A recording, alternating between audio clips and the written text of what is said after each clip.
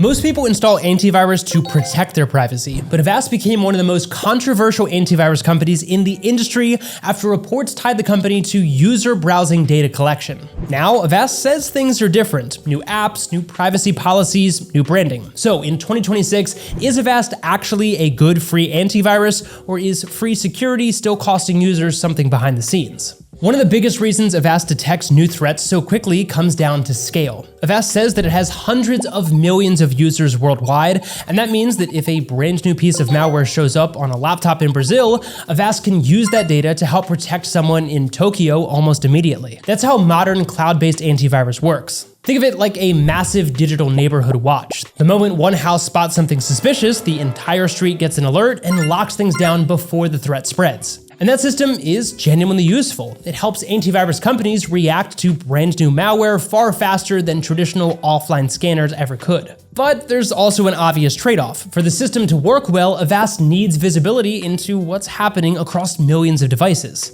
And that raises the bigger question behind this review: how much data are you actually giving up in exchange for free protection? First of all, let's talk about the part that Avast still does extremely well: malware protection. Most of Avast security is built around systems like Web Shield and File Shield. Web Shield focuses on online threats like phishing pages, malicious downloads, fake websites, and infected scripts before they can reach your device. File Shield handles threats locally. The moment a file is downloaded, opened, copied, or launched, Avast scans it in real time for suspicious behavior. And in both independent lab testing and hands-on testing, Avast performed well against ransomware, phishing attacks, rootkits, and other advanced threats. Its Web Shield also blocked phishing pages that slipped past Chrome and Firefox's built-in protections. That layered approach is standard across most modern antivirus software. The real difference is how quickly the system reacts when a brand new threat appears. And based on the latest AV test results, Avast is still one of the strongest performers in the industry in that category.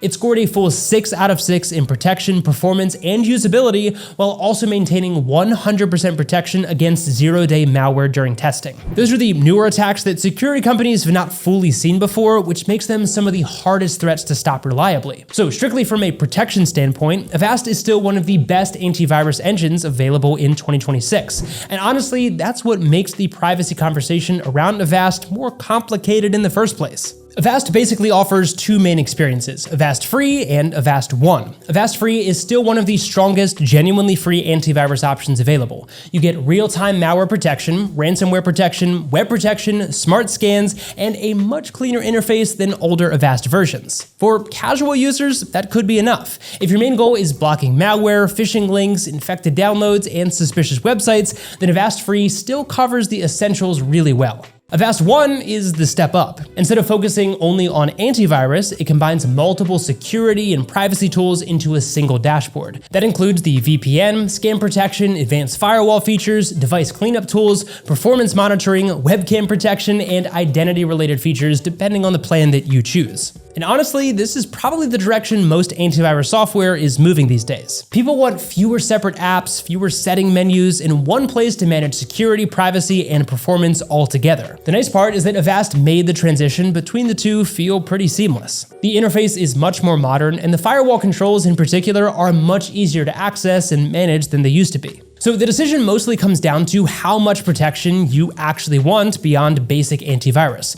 If you just want strong, free malware protection, Avast Free still holds up extremely well. But if you also want VPN access, privacy tools, scam protection, system cleanup, and a more complete security suite, then Avast One is clearly the stronger package. Antivirus software has always had a bit of a reputation problem when it comes to performance. A lot of people still associate antivirus with loud fan noise, random slowdowns, and full system scans that make an older laptop feel unusable for the next hour. And to be fair, older antivirus suites, including some older Avast builds, could feel pretty heavy during deep scans. But in day-to-day use, Avast feels much lighter now than most people probably remember. During testing, browsing, streaming, launching apps, and general multitasking all stayed relatively smooth, even while background protection was running. You can still notice some slowdown during a full deep scan, especially on older hardware or systems that are already under load. But it's nowhere near the level of disruption that antivirus software was well known for years ago. And that lines up with Avast's recent lab performance results too. In the latest AV test evaluations, it received full marks for system performance impact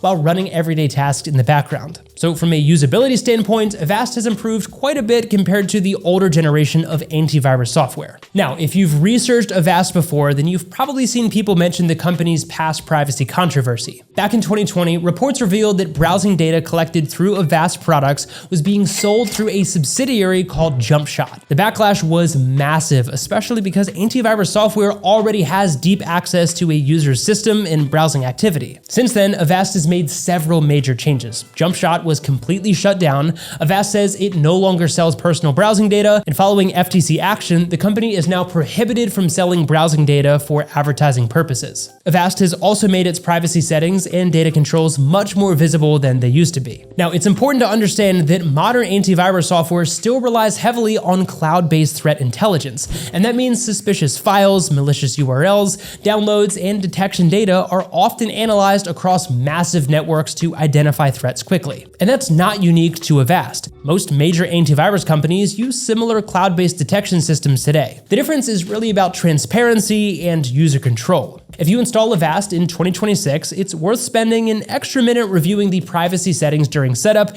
and disabling anything tied to marketing or optional data sharing that you're not comfortable with. But compared to where the company was a few years ago, Avast has clearly made a noticeable effort to rebuild trust and make its privacy policies easier for users to understand and see. So let's actually test Avast in real time. We're going to use something called the EICAR test file. And despite sounding a little dramatic, EICAR is completely harmless. It's basically a standardized fake virus created by the cybersecurity industry to test whether antivirus software reacts properly without exposing your computer to real malware. Security researchers, antivirus companies, and reviewers use it constantly because every legitimate antivirus should immediately recognize it as a threat.